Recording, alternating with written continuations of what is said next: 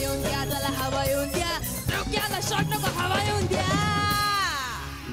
या जन्मावर या जगण्यावर शतदा प्रेम करावे. या जन्मावर या जगण्यावर शतदा प्रेम करावे. शतदा प्रेम करावे. शतदा प्रेम करावे. या जन्मावर या जगण्यावर शतदा प्रेम करावे. या जन्मावर.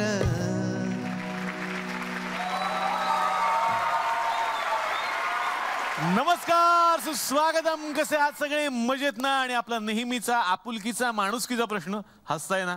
हसायलाच पाहिजे, कारण घेऊन आला तुमचा आवडता कार्यक्रम कॉटन किंग प्रस्तुत. चला हवा येऊ द्या. मंडळी, मला बरेचसे लोक विचारतात की चांगली डॉक्टरकी सोडून तुम्ही या क्षेत्रात कशाला आलाय. मी त्यांना उत्तर देतो, काय आहे ना, हसवून हसवून जास्तीत जास्त लोकांची ट्रीटमेंट करता यावी म्हणून कदाचित मी या क्षेत्रामध्ये आलो. पण खरंच जेव्हा मी डॉक्टरकीचा व्यवसाय करत होतो ना, खूप गमतीदार घटना घडायच्या. एकदा एक घटना अशी घडली की माझे जे सिनियर डॉक्टर होते त्यांनी एका सुनबाईंची डिलिव्हरी केली आणि एक गोंडस बाळ माझ्या हातात दिला आणि मला म्हणाले, निलेश जा आणि बाहेर त्यांच्या सासूबाई आहेत त्यांच्याकडे नेऊन हे बाळ दे. माझं काय काम, तेवढंच मला मिळालं. मी आपलं डॉक्टर असल्यासारखे घेऊन गेलो. म्हणलं, हे घ्या सासूबाई, छान गोंडस नातू जन्माला आलाय. सासूबाई किती आनंदी झाल्या. अगं बाई, वा वा वा वा वा वा, किती गोंडस बाळ जन्माला आलाय. शेजार पाजारच्या बायका होते, त्यांना सांगायला, बघितलंस काय, सेम आमच्या ह्यांच्यावर गेला बरं का, सेम आमच्या ह्यांच्यावर. आमचे हे वर गेले पण हा खाली आलाय बघ. सेम आमच्या ह्यांच्यासारखा दिसतोय. आमचे हे खाली आले ना तर सेम हेच. शेजारच्या बाईला काही घेणं देणं नाही. ती म्हणली, हो हो हो, सेम तुमच्या ह्यांच्यासारखेच बाई. काय करायचं म्हणले, यांच्यासाठी 12 वाजता आले रात्री, काय करायचं. 2 मिनिटांनी मला सरांनी हाक मारली. म्हणलं, निलेश हे पण बाळ घेऊन जाऊन त्यांनाच दे. म्हटलं, का जुळं झालंय त्यांना माहिती नाहीये. मी दुसरं बाळ घेऊन आलो. म्हटलं, सासूबाई हे घ्या. अगं बाई, हे कोणाचं आहे? म्हटलं, तुमचंच पार्सल आहे. कसं काय? म्हटलं, जुळं झालंय तुम्हाला. काय मुलगाच आहे. 2 मुलं हातात घेतल्यानंतर शेजारची बाई पटकन म्हणाली, अगं बाई, मला आत्ता कळलं तुमची 2 लग्न झाली होती म्हणून. तर काय मंडळी, असे गमतीदार प्रसंग डॉक्टरच्या आयुष्यात घडत असतात आणि आपण डॉक्टर आहोत याचा प्रत्येक डॉक्टरला खूप अभिमान असतो. पण या जगाच्या पाठीवरती असंही एक डॉक्टर दाम्पत्य आहे ज्यांनी MBBS केल्यानंतर कदाचित ते मोठ्या शहरामध्ये मोठं हॉस्पिटल टाकून छान पैसे कमावू शकले असते, रुग्णसेवा करू शकले असते. पण हे सगळं न करता त्यांनी पसंती दिली ती हेमलकसासारख्या दुर्गम आदिवासी भागाला. या भागामध्ये जाऊन त्यांनी आपला संसार तर थाटलाच, पण आपल्या विविध सामाजिक कार्यांमधून तिथे नंदनवन फुलवलं. तुमच्या लक्षात आलंय मी कुणाबद्दल बोलतोय? डॉक्टर प्रकाश बाबा आमटे आणि त्यांच्या सुविद्य पत्नी डॉक्टर मंदाकिनी आमटे यांच्याबद्दल. आणि डॉक्टर प्रकाश आमटे यांच्या उत्तुंग कार्याची सफर घडवणारा एक चित्रपट येत्या 10 तारखेला रिलीज होतोय, ज्या चित्रपटाचं नाव आहे डॉक्टर प्रकाश बाबा आमटे. तर मंडळी, डॉक्टर प्रकाश बाबा आमटे या सिनेमातले दिग्गज कलाकार आज या मंचावरती येणार आहेत. माझ्या या कॅफेमध्ये कॉफी प्यायला येण्यात मला खूप आनंद झालाय मंडळी. आणि सगळ्यात जास्त आनंद या गोष्टीचा झाला की त्यांनी इकडे येणं मान्य केलंय. आम्ही खूप प्रयत्न करत होतो, खरं तर ते आले तर किती मजा येईल ना, किती मजा येईल ना. त्यामुळे माझा आनंद द्विगुणित झालाय. आणि तेवढीच ना आदरयुक्त भीती सुद्धा आहे माझ्या मनामध्ये. पण एवढा मोठा माणूस या मंचावरती येणार म्हटल्यानंतर आता त्यांच्याबद्दल काय बोलायचं सकाळपासून मी ठरवतोय, पण माझी बोबडी वळलेली आहे. काय बोलणार ना, माणूस एवढा मोठा आहे, कलाकार एवढा मोठा आहे. मी सतत माणूस माणूस माणूस जे म्हणतोय ना, तेच मला पुढे बोलायचंय की ते जेव्हा जेव्हा आपल्या समोर येतात ना, पहिल्यांदा त्यांच्यातला माणुसकी जपणारा माणूस आपल्या समोर येतो आणि नंतर त्यांच्यातला कलाकार येतो. मंडळी, माणूस कलाकार सगळंच मोठं आहे. तेव्हा जोरदार टाळ्यांनी स्वागत करूयात या चित्रपटामध्ये डॉक्टर प्रकाश आमटे यांची व्यक्तिरेखा ज्यांनी साकारलेली आहे. तुमचे आमचे सगळ्यांचे लाडके नाना पाटेकर.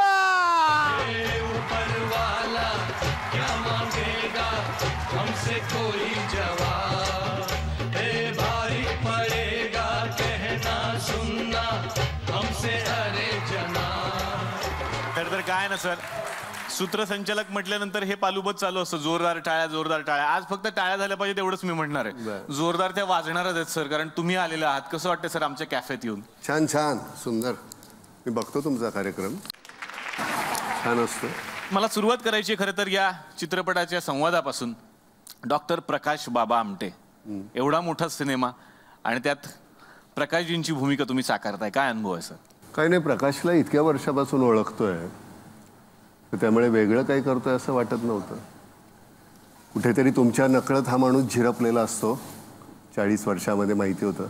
आणि खरं तर त्यांचं काम, आपण एखादी व्यक्तिरेखा करत असतो त्यावेळी त्याचं काम काय आहे नेमकं, आणि ते काम आपण ठेवतो लोकांसमोर, आणि मग कामाच्या मागचा चेहरा. तर तो केवळ फक्त प्रकाश नाही, मंदा आहे, मग त्याच्याबरोबरची मंडळी आहे. पण इतकी वर्ष सातत्यानं ही मंडळी हे करतायत आणि आपल्याला ते करायला मिळतं. हे करण्यामागचा मुळातला हेतू असा होता की हे काम लोकांपर्यंत पोचावं. बरं, ही केवळ काही एक आपली बायोपिक, म्हणजे आपण एका माणसाचं आयुष्य दाखवतो असं नाही आहे. खरी तर एक प्रेमकथा आहे ती छानपैकी. वा वा वा. म्हणजे आपला हनीमून 10 दिवसाचा असतो निसर्गरम्य ठिकाणी. यांचा 40 वर्षाचा आहे, चालूच आहे, अजून संपतच नाही. ज्या पद्धतीनं त्यांनी ते अंगीकारलेलं आहे, लोकांची दुःख त्यांनी दत्तक घेतली आहेत आणि आज कुठेतरी जाऊन त्याची फळं त्यांना मिळत आहेत. सुरुवातीला ज्यावेळी मी गेलो होतो त्यावेळेचं हेमलकसा आणि आताचं हेमलकसा याच्यामध्ये जमीन आसमानाचा फरक आहे. नुसतं एक साधं हे अशी तुमचं हे कुंपणाची हे केले ते सुद्धा नव्हतं. बरं, त्या तिकडच्या सगळ्या कामाला कुठलं कुंपणच नाही आहे, भाषा नाही, काही नाही, कुठलीच गोष्ट नाही. आणि त्याच्यानंतर जाऊन या मंडळींनी ते करून दाखवायचं. कपडे नाहीत, काही नाही, कुठला अभिनिवेश नाही. बरं, असंही नाही की संन्यासाचं आयुष्य जगतायत, मुलं बाळं झाली, त्या नातवंड झाली, पण त्यांनी ते अंगीकारलं आणि अजूनपर्यंत जोपासतायत. क्या बात है, क्या बात है. आणि सर, मी सुद्धा एक डॉक्टर आहे, त्यामुळे मला माहिती आहे की डॉक्टर होत असताना प्रत्येक माणसाची, म्हणजे प्रत्येक मुलाची एक इमेज डोक्यामध्ये तयार असते की मी डॉक्टर झाल्यानंतर इकडे व्यवसाय करेन, माझा दवाखाना इकडे असावा, शहरात असावा. प्रेफरन्स आपला शहरालाच असतो प्रत्येकाचा. पण हे सगळं सोडून जेव्हा डॉक्टर हेमलकसामध्ये गेले आणि तिथं एवढा मोठा त्यांनी प्रकल्प उभा केलेला आहे आणि तिथल्या आदिवासी लोकांच्यासाठी जेव्हा ते काम करतायत, खरंच ही फार मोठी गोष्ट आहे. आणि तुमच्या आमच्या सगळ्या नव्या डॉक्टरांनी ही शिकण्याची गोष्ट आहे. खरं तर डॉक्टर हा व्यवसाय नाहीच आहे, ते व्रत असल्यासारखं, पेशासुद्धा नाही, व्रत असल्यासारखं अंगीकारलं दोघांनी, मंदानी आणि प्रकाशने. तिथे गेल्यानंतर तुमच्या लक्षात येतो, तुम्ही कधी, मी ऑडियन्स म्हणून मी तुम्हाला सांगतो, तुम्ही कॉलेजमधली मुलं आहात, तुम्ही एक दिवस जरूर तिथे जाऊन पहा. आपला सगळा दृष्टिकोन बदलतो, आयुष्यच सगळं आपलं बदलून जातं. माझं नशीब की माझ्या सुरुवातीच्या काळामध्ये मी इथे गेलो, त्यामुळे सगळंच बदललेलं आहे माझं आयुष्य. केवळ नट म्हणून मी राहिलो नाही, त्याच्या पलीकडे काहीतरी पाहावं लागलं, पाहण्याची दृष्टी मिळाली ती बाबांमुळे, ताईंमुळे. तुम्ही जरूर जाऊन एकदा बघा, आपल्याला लक्षात येतं आपण केवढंच जगतोय आणि ही माणसं किती छान जगतायत. वा. मंडळी, आपल्याकडे एक म्हण आहे आणि असं आपण नेहमीच म्हणतो की प्रत्येक यशस्वी पुरुषाच्या पाठी एक स्त्री असते. आणि डॉक्टर प्रकाश आमटे यांच्याही आयुष्यामध्ये समर्थपणे ज्यांनी त्यांची साथ दिलेली आहे, डॉक्टर मंदाकिनी आमटे यांनी. आणि या सिनेमामध्ये डॉक्टर मंदाकिनी आमटे यांची भूमिका ज्यांनी साकारलेली आहे त्यांना आता या मंचावरती आपण आमंत्रित करूयात. जोरदार टाळ्या झाल्या पाहिजे तुमच्या आमच्या सगळ्यांच्या लाडक्या सोनाली कुलकर्णी यांच्यासाठी.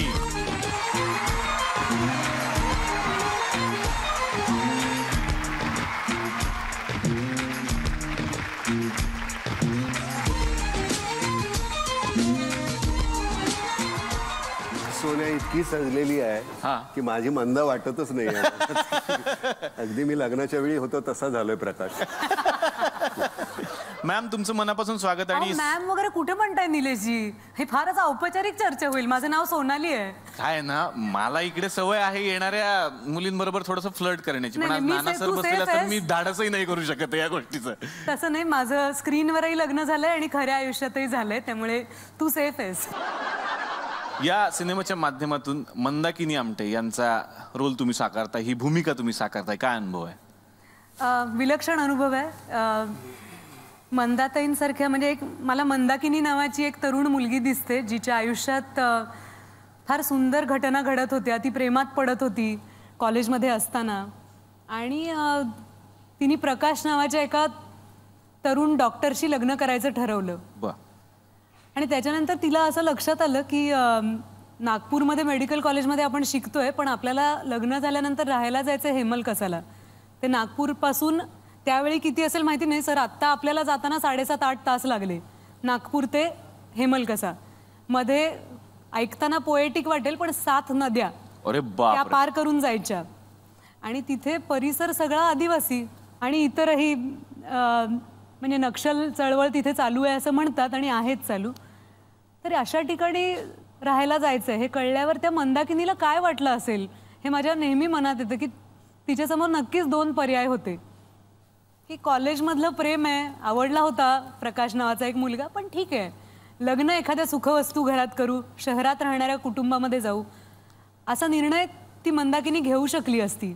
पण आपल्या मंदाताईंनी असं नाही ठरवलं. तर मला मंदाताईंची कमिटमेंट ही जास्त महत्त्वाची वाटते, कारण त्यांना कुठल्याही प्रकारे समाजसेवेत असण्याची पार्श्वभूमी नव्हती त्यांच्या कुटुंबाला. याबद्दल मला त्यांचं खूप कौतुक वाटतं आणि खूप मोठी प्रेरणा वाटतात त्या.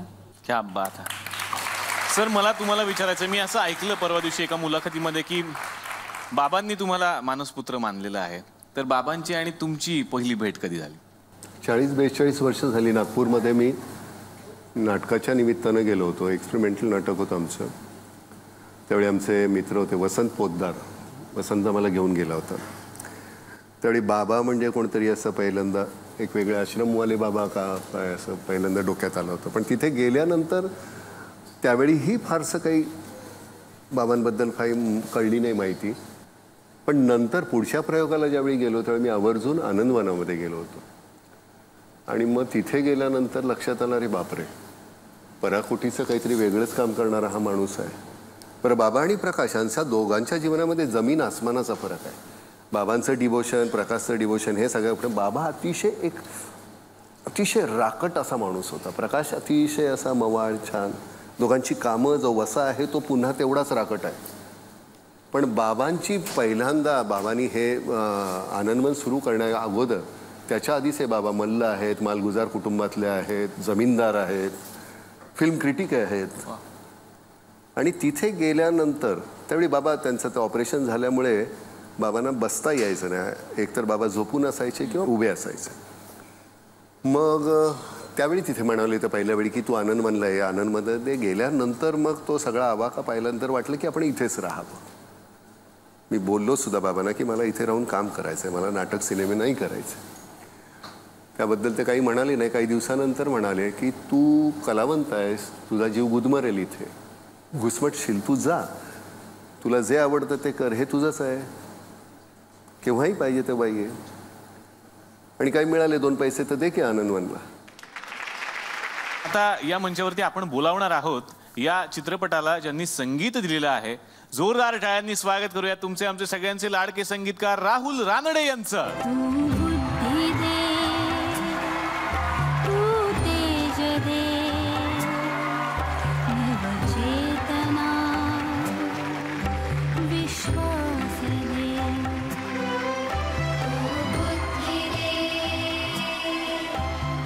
अतिशय मानभावी पद्धतीनं तो पाया पडलेला आहे. त्याच्या मनामध्ये हा आदर असेलच असं काही नाही.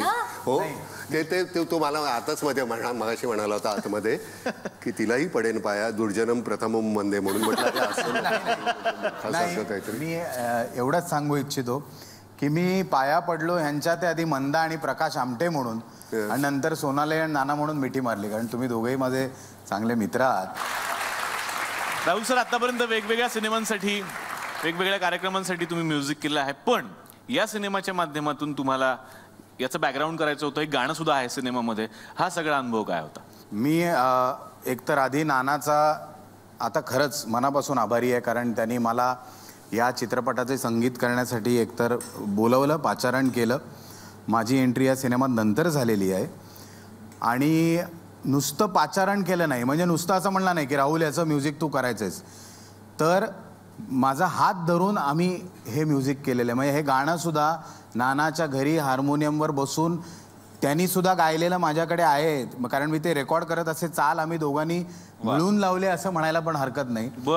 माझ्या मते हे जे प्रोत्साहन त्याचं होतं, आणि ते प्रोत्साहन नुसतं एक राहुलनी चांगलं म्युझिक करावं म्हणून तर होतंच, पण नानाचा कुठल्याही तो ज्या चित्रपटात, नाटकात, कुठल्याही समारंभात त्याचा जो सहभाग असतो तो पूर्ण 100% झोकून दिल्यासारखा असतो.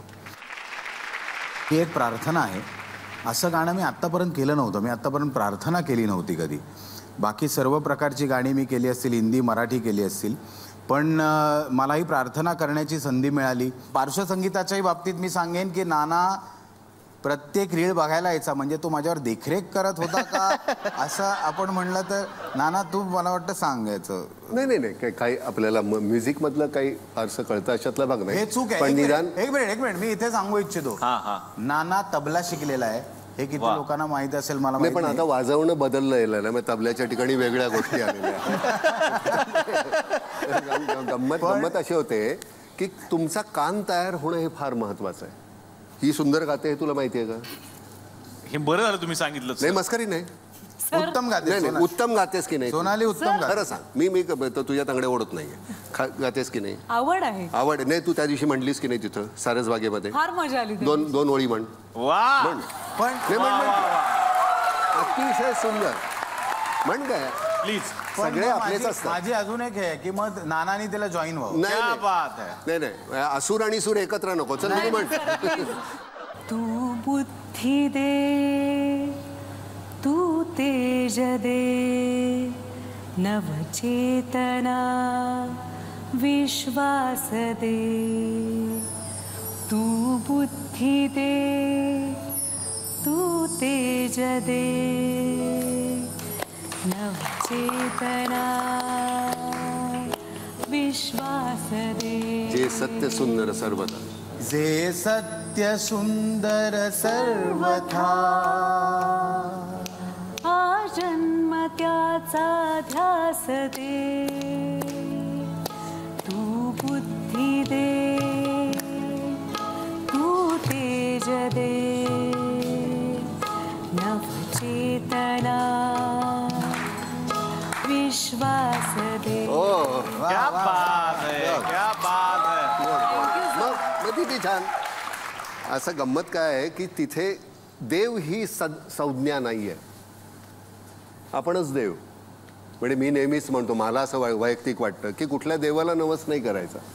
मला जर काही पाहिजे असेल तर मी स्वतःला नवस करेन. वा. कारण मला सगळं देणारा मीच की. एक श्रद्धा म्हणून कुठेतरी नमस्कार करायला काहीतरी एक आपल्या समोर असते एक आकृती. माझ्या दृष्टीनं निसर्ग आहे. ह्या मंडळींनी सगळ्या त्या स्वतःच्या समर्पणालाच देव मानलेलं आहे. त्यामुळे त्या ह्याच्यामध्ये गुरुनी इतकं सुंदर लिहिलंय. त्याच्यात देव ही संज्ञा नाही आहे. तू म्हणजे तू स्वतः. तूच दे, तू स्वतःला दे. तर त्यांनी ते इतकं छान लिहिलेलं आहे. सुंदर. आणि त्याला त्या प्रार्थना कशी असते की जसं आपलं निवृत्ती ज्ञानदेव सोपान मुक्ताबाई यखनातनाम देव तुकाराम, त्याच्यामध्ये ते सतत वाजत राहिल्यानंतर मग तो आपल्या अंगामध्ये तो असाचा एक छान रिदम येतो. तसा ह्या प्रार्थनेमुळे तुम्हाला खरंच कुठेतरी असं आतमध्ये छान नितळ वाटायला लागतं. फार सुंदर. क्या बात है, क्या बात है. आणि सर तुम्ही म्हणालात खरंच की देवाकडे नवस करण्यापेक्षा स्वतःलाच नवस केला पाहिजे माणसानं. मी काल जेव्हा काय बोलायचं या एपिसोडवर काय बोलायचं आणि मी 2-3 गोष्टी चाळत होतो. मला थोडंसं लिहायची सवय आहे. तेव्हा एक वाक्य मला सुचलं खरं तर, जेव्हा मी डॉक्टरांचं काम बाबांचं काम पाहिलं की आपण नेहमी म्हणत असतो की माणसाला देव नाही होता येत. आपण नेहमी म्हणत असतो की माणसाला देव नाही होता येत. पण देव माणूस होणं हे मात्र माणसाच्याच हातात असतं. मला वाटतं की निदान आपण एवढा जरी प्रयत्न प्रत्येकाने थोडाफार केला तर आपल्यामधला देव शोधण्याचा प्रयत्न जर आपण केला तर खूप मोठं काम होऊ शकतं. स्वतःकडे पाहणं, स्वतःला वेळ देणं. आपण शांतपणे श्वास घेणं विसरलेलो आहोत. त्यामुळे तो श्वास घेण्यासाठी जो एक वेळ लागतो, एक निवांतपणा लागतो, तो निवांतपणा आपल्या ह्या शहरामध्ये हरवलेला आहे. आम्ही वाचलेलं पाहिलेलं पण आहे की अनेक प्राण्यांच्या बरोबर सर राहतात. म्हणजे फार मोठं त्यांचं तिथे पार्क आहे या प्राण्यांचं. तर हे काम करत असताना सर तुमचा काय अनुभव होता? नाही पार्क नाही आहे ते. काय व्हायचं की आदिवासींना ट्रीट केल्यानंतर आदिवासींना देण्यासारखं काही नाही त्यांच्याकडे. तर मोठी जी जनावर आहेत ती आदिवासी खाऊन टाकायची. मग तो चित्ता असू दे, बिबट्या असू दे किंवा अस्वल असू दे, पण त्यांची पिल्लं असायची ती खायची नाहीत ती. आणि मग ती पिल्लं ती आपल्या एक मला तुम्ही ट्रीट केलं म्हणून अशा पद्धतीनं ती आणून द्यायचे. आणि मग ती जी त्या अनाथालय आहे प्राण्यांचं, तर ती तशी ती पिल्लं मोठी झालेली त्याच्याकडे लहानपणापासून. बरं त्यांची नखं ही एवढी आहेत रे, ती खेळत जरी अशी असली तरी सुद्धा फाटलं जातच ना रे. पण त्याला ते तुम्ही त्यांचं खेळणं हे तुमच्या लक्षात आल्यानंतर आपण घाबरू कदाचित, हा मला चावतोय का मारतोय का, पण तेच त्याला करत असताना. बरं मी रोज सकाळी जायचो, त्या सगळ्यांशी बोलायचो. हळूहळू नंतर मला वाटतं त्यांनाही लक्षात आलं असेल आपल्यातलाच आहे, त्यामुळे माझ्याशी ती फार छान वागली ना. बिबट्यांनी किती शॉट दिलेत ना, त्यांना माहितही नाही शूटिंग चालू आहे बिबट्यांना. ते आपल्या नाना सरांची खेळतायत. मला तोच खरं तर म्हणजे एक गमतीदार प्रश्न मनात मगापासून चाललेला आहे की नाना सर तुमच्याविषयी तर एक आदरयुक्त भीती आहेत, मलाही आहे, सगळ्यांना आहे. त्यालाही असेल, त्याला होती का होती चाटत होता. त्याचा अनुभव काय होतो? नाना पाटेकर यांच्यासोबत मला काम करायचं, तो घाबरला असेल. चाटलं ते नाही, पण खरं सांगतो ते चाटत असताना किंवा हे करत असताना म्हणजे त्यांनी मध्येच असं त्या ह्याच्यातून बाहेर हात काढला, त्यांनी धरल्यानंतर तो सोडत नव्हता. एका प्रसंगामध्ये ही आणि मी बसलेलो होतो, हा पिंजरा आहे इथे आणि ही बसली आणि इथे मागे तिच्या वेणी अशी, आणि ह्या पिंजऱ्यातून ते इथे अगदी इथे ते फिरतायत आतमध्ये आणि आम्ही आता तो अतिशय इमोशनल सीन आहे आमचा आणि आम्ही असे बोलतोय आणि ही बोलता बोलता बोलता बोलता ही अशी झाली. अरे बापरे. आणि काही लक्षात आलं नाही, म्हटलं काय झालं, तर त्या बिबट्यानी तिची वेणी धरली होती, वेणी धरलेली आणि ही जवळ अजून साईड. आता वेणी धरल्यानंतर मी इकडे जाऊन अशी हिची वेणी अशी इथे दाबून धरली, ही हिचं डोकं. अरे बापरे. आणि मी हे असं धरलेलं आहे, तो जोराने ओढतोय. बरं त्यांनी जर झटका दिला तर हिचं मेलीच असते की ही, म्हणजे आता कार्यक्रमालाच नसती. आणि आता करणार काय, तर शेवटी पटकन लवकर कातरते आणि मी तेवढा भाग तो वेणीचा कापला. त्यामुळे त्यावेळी तो किचक होता, वेणी संवार त्याच वेळी झाला असता तो सगळा. पण हे नुसतं प्रकाशबद्दल नाही बरं का, त्याची मुलं आणि त्याची नातवंड. हो मी पाहिलंय ते. नातवंड त्या बिबट्याच्या पाठीवर बसतात, त्यांचा घोडा घोडा खेळतात, ते कमाल आहे. त्यांनी एक खरं तर ते तुमच्या तोंडून मला ऐकायला आवडेल की पाळीव प्राण्यांबद्दल त्या नातवाला विचारलं होतं शाळेमध्ये. हो, त्याला त्याला प्रश्न विचारला नातवाला की पाळीव प्राणी कुठले. त्यांनी लिहिलं सिंह, वाघ, मगर, अस्वल, साप. त्याला 0 मार्क मिळाले. तो रडत आला, म्हणला बाबा आपल्याकडे सगळं आहे, मग मला 0 दिलं. मग प्रकाश शेवटी शाळेत गेला, त्यांनी मास्तरांना सांगितलं की खरंच आहेत आता घरी, त्याला काय करणार, आता मार्क द्या, मोठा झाल्यानंतर त्याला कळेल. आणि मग त्याला पैकीच्या पैकी मार्क मिळाला. वा वा. तर आता वेळ झालेली आहे या चित्रपटाच्या ज्या दिग्दर्शिका आहेत त्यांना या मंचावरती बोलावण्याची. जोरदार टाळ्यांनी आपण स्वागत करूयात समृद्धी पोरे यांचं.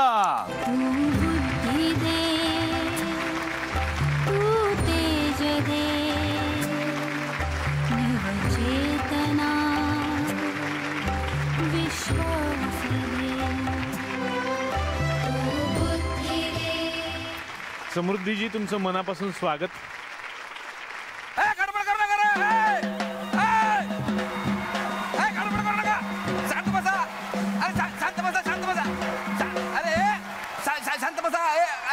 घाबरू नका, समोर या, घाबरू नका. अरे काही नाही करत ते, काही नाही करतात ते, फक्त चित्रपटात जरा गरम वाटतात ते, शांत स्वभावाचे आहेत. घाबरू नका, इकडे इकडे समोर या, समोर. सर ते काय झालं म्हणजे तुमचं व्यक्तिमत्व असं आहे ना का आमच्या गावातले लोक एकदम घाबरून गेले. म्हणजे तसं काय अख्खी इंडस्ट्री तुम्हाला घाबरते म्हणा, तसं काही नाही. तर सर नमस्कार. तर आज मला सांगायला अत्यंत आनंद होतो का आपल्या फुकटवाडीचं महत्वाचे दिवसेंदिवस वाढत चाललेलं आहे. म्हणजे साक्षात नाना पाटेकर आज या ठिकाणी आलेले आहेत. जोरदार टाळ्यांनी त्यांचं स्वागत केलं पाहिजे आपण. तर सर म्हणजे मी इतका उत्सुक झालो ना, मला काही शब्द सुचून नाही राहिले सर. म्हणजे आता नानासाहेबांचं स्वागत मी काय करणार, त्यांचं स्वागत की त्यांच्याबद्दल 2 शब्द बोलणे म्हणजे हे तुटलेल्या इलेक्ट्रिकच्या बटनातून निघणाऱ्या स्पार्कनी 36 टायरच्या ट्रकच्या लाईटला प्रकाश दाखवण्यासारखं. अत्यंत मितभाषी,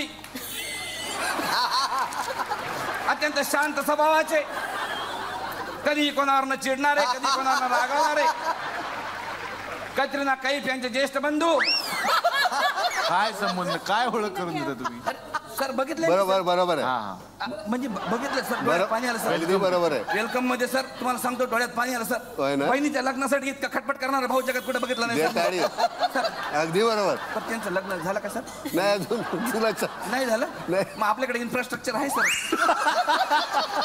तुम्ही जर वेगळ्या अँगलनी बघितलं ना, मी आतमध्ये जाऊन बघतो, मी वेगवेगळ्या अँगलने बघतो तुला. म्हणजे बघा इतका मोठा माणूस स्वतःच्या बहिणीचा हात माझ्या हातात द्यायला तयार झालेला आहे. असं द्या, काय हरकत नाही सर. काय होतं ना, तुमच्यासारख्या मोठ्या माणसामुळे ना गावागावात सर विविध घटना घडत असतात. म्हणजे तुम्हाला सांगायला मला अत्यंत आनंद होतो सर. म्हणजे आनंद नाही म्हणा तसा, थोडं दुःखाचीच गोष्ट आहे म्हणा. कारण तुमच्यामुळे ना आमच्या गावातल्या 5 म्हाताऱ्या खपल्या सर. म्हणजे डेट झाल्या. का डेट झाला म्हणजे तुमचा पिक्चर होता ना जुना तो वाला, कुठला? तो म्हणजे तुम्ही एका बाजूवर बसलेला असता, एक लहान पोरगा येतो म्हणतो मेरे माँ को बचाओ, मेरे माँ को बचाओ, मेरे आजी से बचाओ, मेरे माँ को. आणि तुम्ही म्हणता त्याला उठाव पत्थर मार फेका तो बुढ़िया को लाईट पकड के, त्या टाईप मध्ये सर. तर तिचा इतका प्रभाव पडला सर. आमच्या गावामध्ये होय. तर ते लहान लहान पोट्टे पिक्चर बघून आले का तर आजीला दनादन मारलं सर त्यांनी. म्हणजे त्याच्यात तुम्हाला सांगतो म्हणजे ज्या आज्या घरी नव्हत्या आणि ज्यांच्या नातवानं पिक्चर पाहिले नाही आणि ज्यांच्या नातवाचा नेम चुकला एवढ्याच आज्या वाचल्या. बाकीच्या सगळ्या गेल्या. तर अशा छोट्या मोठ्या गमती जमती या गावामध्ये घडत असतात. अत्यंत मोलाचा संदेश देणारे म्हणजे एक मच्छर आदमी को हिजड़ा बना देता है हा जो अत्यंत मोलाचा संदेश देऊन मलेरिया हटाव मोहिमेमध्ये सहभागी होणारे आणि त्या प्रत्यर्थ शासनाची मदत करणारे श्री नानाभाऊ पाटेकर आज या ठिकाणी आलेले आहेत. तर त्यांचं स्वागत करण्यासाठी मी आमंत्रित करतो अखिल भारतीय मलेरिया हटाव संघटनेचे अध्यक्ष भारत गणेशपुरे यांना.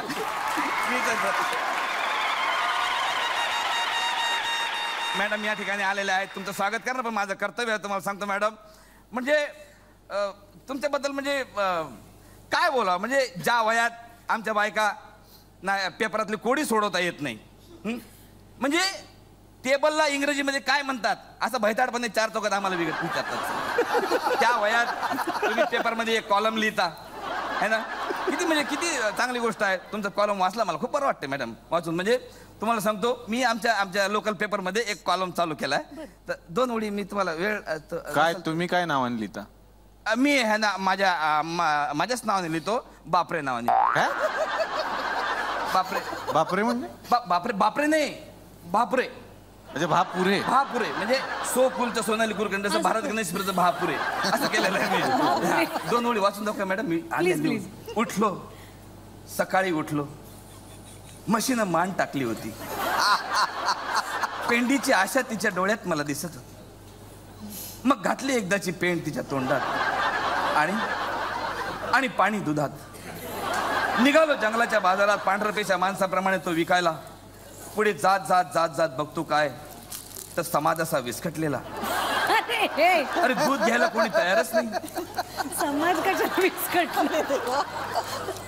पुढच्या चौकात भाऊ कदम मावा खाताना दिसला.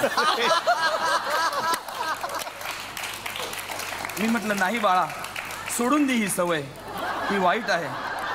तो म्हणाला तू दूध विकायला आला का सल्ला विकायला आला. अशा प्रमाणे एक पहिला असा कॉलम मी म्हणजे अजून भरपूर आहे मॅडम. तुम्हाला नंतर वेळ असेल तर मी तुमच्या पुस्तकं देतो तुमच्या हातामध्ये. तर अशा सर्वगुण संपन्न ऋतिक रोशनच्या आई आज या ठिकाणी आलेल्या आहेत. काय ओळख कुठलं काढलं शोध? आम्ही बघितलं ना त्यांचा मिशन काश्मीर मध्ये आहे ना. म्हणजे तुमच्यासारखाच दिसतो हा मॅडम. तर असं चतुरस्त्र व्यक्तिमत्व आज या ठिकाणी आलेलं आहे. तर ज्यांची बोलण्यावर गोडी आहे ज्यांची लिखाणावर गोडी आहे जसं पेपरमध्ये ते लिहित असतात म्हणून मी त्यांचं स्वागत करण्यासाठी आज या ठिकाणी आमंत्रित करतो अखिल भारतीय रद्दी पेपर संघटनेचे अध्यक्ष भारत गणेशपुरे यांना. नमस्कार.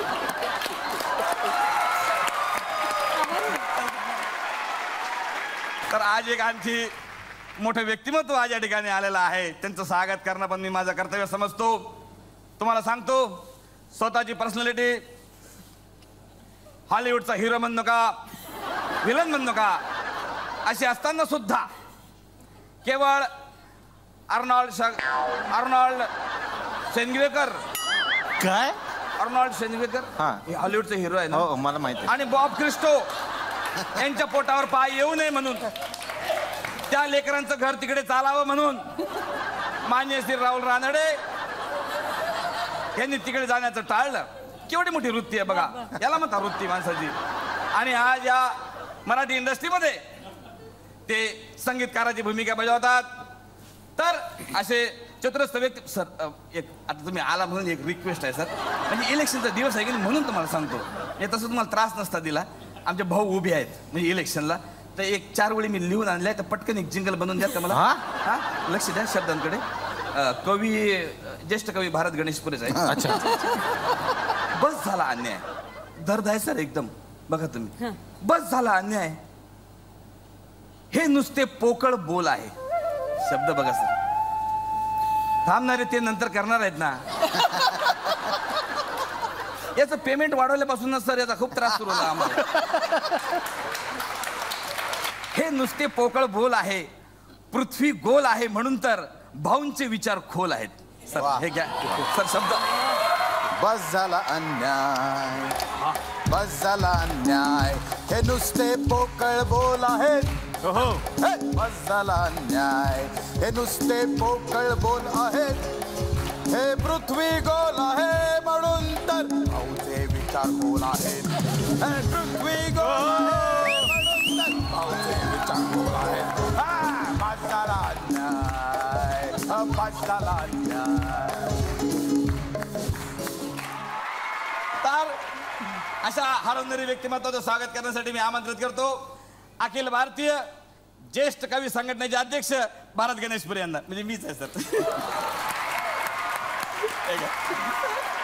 तर भारत गणेशपुरे यांच्यासाठी टाळ्या झाल्या पाहिजेत, कारण या सिनेमात भारत यांनी सुद्धा एक भूमिका केलेली आहे. भारतने उत्तम छान काम केलेलं आहे. स्पॉन्टेनिटी त्याची पटकन हजरजबाबी इतकं छान करतो तो भाऊ. सगळीच मंडळी तुम्ही इथे जे करता ते इतकं छान करत असता.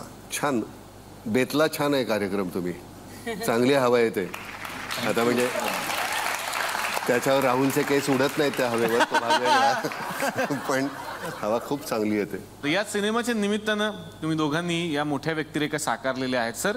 आणि मॅम तुम्हाला खूप पावत्या मिळतील या सिनेमा रिलीज झाल्यानंतर या व्यक्तिरेखेबद्दल. पण एक पावती अशी आम्हाला तुम्हाला दाखवायची आता, ज्यांची व्यक्तिरेखा तुम्ही साकारलेली आहे. डॉक्टर आणि मंदाकिनी आमटे हे दोघेही आपल्यासोबत आहेत. बघूयात डॉक्टरांना, ज्यांना सगळे प्रेमानं भाऊ म्हणतात, आणि मंदाकिनी आमटेंना सगळे प्रेमानं वहिनी म्हणतात. तर बघूयात भाऊंना नानांची ही भूमिका कशी वाटली. वाव. हाय नाना, कसा आहे तू? तुझे आणि बाबांचे संबंध ते 40 वर्षाचे, आणि तसं तो वयाने लहान आहे माझ्यापेक्षा. तो लहान भाऊ म्हणून इतकी वर्ष वागला पण आहे. ताई बाबांच्या प्रेरणेने तो नेहमी तुझ्या भाषणात उल्लेख करतो. बाबा गेले तेव्हा तुझ्या श्रद्धांजलीचं भाषणाने खूप जणांना रडवून सोडलं होतं. समृद्धीने जेव्हा चित्रपट करायचं ठरवलं आणि नाना तू माझी भूमिका ठरवलं, हे जेव्हा पब्लिकला कळलं तेव्हा बऱ्याच लोकांना शंका आली की नानाच्या इमेजच्या विरुद्ध माझा स्वभाव असल्यामुळे तू माझी भूमिकेला न्याय देऊ शकेल की नाही, असं लोकांच्या मनात शंका होती. अर्थात माझ्या मनात नव्हती ती, कारण मला माहिती आहे तू असा कसलेला नट आहे.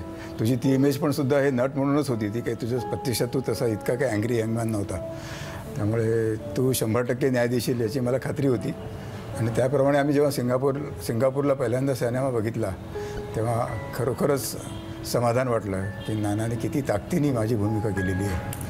त्याबद्दल मला अर्थात खात्री होती, पण आता चित्रपट बघितल्यावर सगळ्या पब्लिकला सुद्धा वाटेल की नाना अशी सुद्धा भूमिका तितक्याच ताकदीने उभी करू शकतो. विशेष सांगायचं म्हणजे नाना की 2 असे भावनात्मक प्रसंग त्या सिनेमात आहेत. एक नाईलाजाने जेव्हा मला एका बाईची सुटका करायची होती डिलिव्हरी करताना, तेव्हा ते बाळ कापून काढावं लागलं. त्यावेळेला मला ज्या यातना झाल्या त्या तू हुबेहूब त्या सिनेमाच्या माध्यमातून लोकांपर्यंत पोचवले आहेत. आणि दुसरं असं माझं वन्यप्राण्यांचं प्रेम तर तुला आणि सगळ्या समाजाला माहिती आहे. आमचा जो पहिला पॅन्थर लेपर्ड ज्याला म्हणतात, नेगल नावाचा, तो दुर्दैवाने साप चावून मेला. आणि तेव्हा आमचा सगळा प्रकल्प रडत होता. त्याला घरात मुलासारखा मी वाढवलेलं आणि अचानक तो गेला. तर तो जो प्रसंग, तू सोनाली, माझी मुलं होते बाजूला, जितक्या तीव्रतेने आम्हाला त्याचं वाईट वाटत होतं तसा तू हुबेहूब तो रंगवला आहे. काय सांगाल भाऊंना याबद्दल? भाऊंनी एवढी मोठी पावती दिली आहे. नाही पावती म्हणजे काय, त्या इतकी वर्ष काय मी तुला उगाचच बघितलं का? त्याचं जे विरघळणं आहे ना सगळंच असं, ते इतकं छान आहे. ते पाहायला फार बरं वाटतं. आणि मला सुद्धा हे बरं असंही नाही की मी ते सतत तसा होतो प्रकाशसारखा. 2 शॉटच्या मध्ये मी शिव्या द्यायचो, पण नंतर मी पुन्हा हो नाही खरं मी चिडायचो जाम, पण पुन्हा त्याच्यात जायचं. मला कायमस्वरूपी प्रकाश नाही होता येणार. त्याच्यासारखं वागणं मला जमणार नाही. मी मरेन. माझं कॉलेजमध्ये 120/80 ब्लड प्रेशर होतं. आजही 120/80चं आहे, कारण माझ्या आतमध्ये मी काही ठेवत नाही आणि त्यांनी सगळंच सामावून घेतलेलं आहे. स्टॅग्नन्सी येऊ द्यायची नाही. स्टॅग्नन्सी आल्यानंतर आपण नट म्हणून संपतो. मग असलेले पैसे आणि मानमरातब त्याचा काही उपयोग नाही आहे. सतत काहीतरी एक कुठली तरी गोष्ट कमी पडली पाहिजे.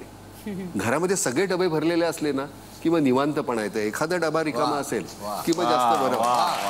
त्यामुळे ते करायला नटाने तेवढी एक वंचित राहावं कुठल्या तरी गोष्टीसाठी, मग आपण जिवंत राहतो. सोनाली मॅम, आत्ताच नानांविषयी भाऊ काय बोलले हे आपण ऐकलं, पण आता तुम्ही ज्यांची व्यक्तिरेखा साकारलेली आहे वहिनींची, मंदाताईंची, बघूयात त्यांनी जेव्हा सिनेमा पाहिला तेव्हा तुमची भूमिका त्यांना कशी वाटली. वहिनी. सोनालीला खरं सर्टिफिकेट तर माझ्या मुलींनीच दिलं. खरं सांगायचं म्हणजे की ज्यावेळेला तिने सोनालीला बघितलं माझं काम करताना, तर तेव्हा तिने असं म्हणून दाखवलं की आई असं वाटतंय की तू दवाखान्यात काम करते आहेस. सोनालीच्या म्हणजे सोनालीला मी तूच समजत होते की तू काम करते आहे असा मला सगळीकडे भास होत होता. आणि दुसरा एक प्रसंग असा आहे त्या पिक्चरमध्ये की ही जी मुलगी आहे ही आम्ही दत्तक घेतलेली होती आणि तिची आई डिलिव्हरीत गेल्यामुळे तिला आम्ही ठेवून घेतलं होतं आणि ती मोठी झाली.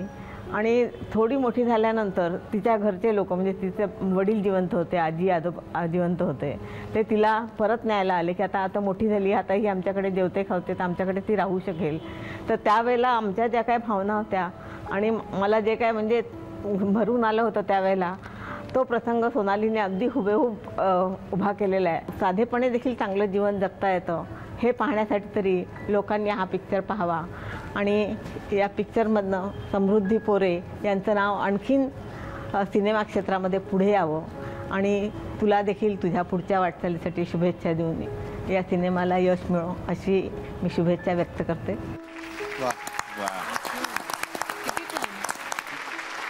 मंदाताईंकडून या सिनेमाबद्दल काही फीडबॅक मिळणं आम्हाला हे फार स्पेशल आहे, कारण मला त्या इतक्या आवडतात की आज तागायत मला कधी धाडस नाही झालं की त्यांना जाऊन विचारावं की तुम्हाला माझं काम कसं वाटलं. कारण काही गोष्टी या आपण मनापासून करायच्या असतात, ते जगतात ना त्यांचं आयुष्य मनापासून. तर जर समृद्धीने माझं कास्टिंग केलेलं आहे, मला ती भूमिका साकारायची संधी मिळाली आहे, तर मी ती प्रामाणिकपणे साकारली पाहिजे. मंदानं परवा ती दारूची भट्टी होती, ती दारू पकडून दिली मंदाने. तिकडचा जो कोण दारू माफिया आहे त्याची काहीतरी 2-4 लाखाची दारू सगळ्या बायकांना एकत्र घेऊन. मंद दिसते तितकी साधी नाही आहे, रणरागिणी आहे ती. नाना सर, पण एक गोष्ट मला खरंच प्रामाणिकपणे विचारायची आहे, जी माझे वडील पण मला सांगत असतात. बऱ्याच वेळेला मोठी लोक ही गोष्ट सांगत नाहीत किंवा का आमचा स्ट्रगल सांगायचा असंही असतं. माझी विनंती आहे या टेलिव्हिजनच्या निमित्तानं की तुम्ही आम्हाला खरंच सांगावं त्या स्ट्रगलविषयी थोडंसं, कारण आत्ताच्या तरुणांना ह्या गोष्टी कळाव्यात ज्यांना सगळं आयतं मिळतं. मला स्ट्रगल फार महत्त्वाचा वाटत नाही, तो तुम्ही न विसरणं हे महत्त्वाचं.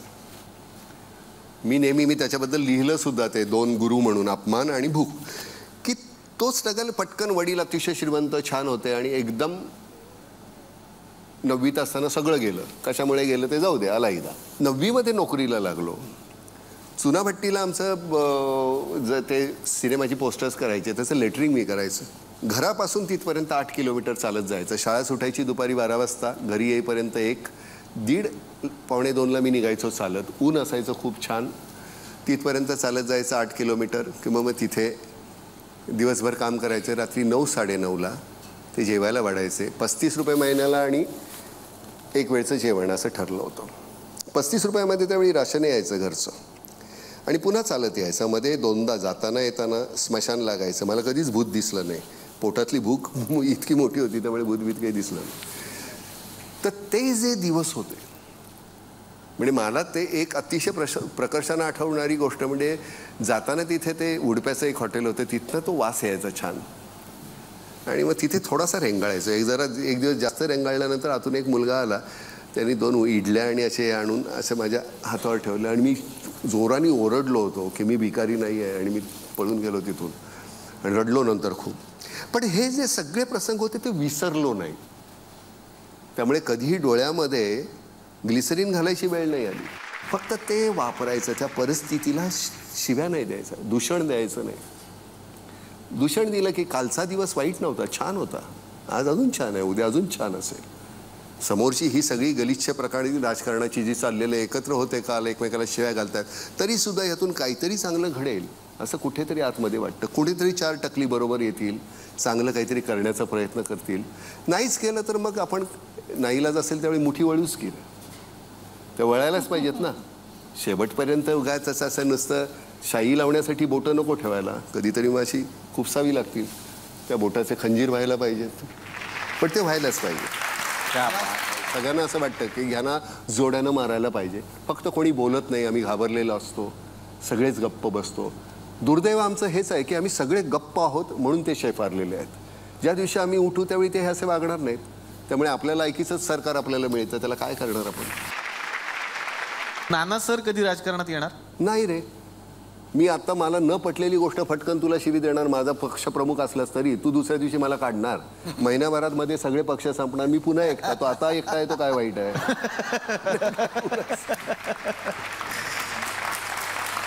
हा थॉट निवडलात तुम्ही या सिनेमासाठी, हे खरंच कौतुकास्पद आहे. तर त्याबद्दल तुम्हीच आम्हाला सांगावं की कुठे हा विचार झाला की आपण या विषयावरती सिनेमा बनवावा. ही गोष्ट आपण आज या धर्तीवर आलो आहोत, कुणीतरी सांगितली पाहिजे. कारण हा माणूस एका कोपऱ्यात कुणालाही न सांगता असं काम करतोय की ते फक्त महाराष्ट्र नाही, भारत नाही, पूर्ण जगाला इन्स्पिरेशन असेल असं हा हे काम करतोय. आणि आपण बोलू शकू. मी एक किरकोळ सिनेमा केला होता, त्याला देवकृपेने खूप चांगलं यश मिळालं होतं. तर एक ती हिंमत होती की मी चित्रभाषेतून बोलू शकेन. आणि तिथनं खरी ती सुरुवात झाली. पद्मश्री असलेले भाऊ आणि त्याच तोडीचं पद्मश्री असलेले नाना सर, त्याला भूमिकेला मिळणं. पद्मश्री 2 ठिकाणी कशी मिळते बघ. पद्मश्री एक ठिकाणी कशी, कोण प्रकाश आमटे आणि एक कोण, हे असं असतं. नाही लागत. तर काय, मी आयुर्वेदिक डॉक्टर असल्यामुळे आम्हाला प्रकृती शिकवलं जातं. तुम्ही वाचलं असेल वात पित्त कफ. हो. त्यानुसार सर कफ प्रकृतीचे आहेत, तुम्ही पित्त प्रकृतीचे आहात. तर तिन्ही प्रकृती असल्याशिवाय माणूस घडू शकत नाही असं म्हणतात. तर आम्हाला ही दोन्ही माणसं पाहिजेत सर, त्याच्यामुळे आमच्यासाठी दोन्ही मोठी. चला. तर मंडळी, डॉक्टर प्रकाश बाबा आमटे या चित्रपटाच्या निमित्तानं आपल्याकडे आज Nana sir, Sonali ma'am, Rahul sir आणि समृद्धी मॅम आलेले आहेत. खूप गप्पा यांच्याबरोबर आपल्याला मारायच्या आहेत. पण काय आहे, एका एपिसोडमध्ये हे सगळं संपणार नाहीये. म्हणून मी नानांना आणि सगळ्याच पाहुण्यांना विनंती करतो की तुम्ही प्लीज पुढच्याही आठवड्यात आमच्यासोबत इथेच राहा. म्हणजे आपण खूप विषयांवर गप्पा मारू आणि या चित्रपटाविषयी खूप गोष्टी आम्हाला आणखीन जाणून घ्यायच्या आहेत. तेव्हा तुम्ही पुढच्या सोमवारी बघायला विसरू नका याच टीम सोबत. कॉटन किंग प्रस्तुत. चला हवा येऊ.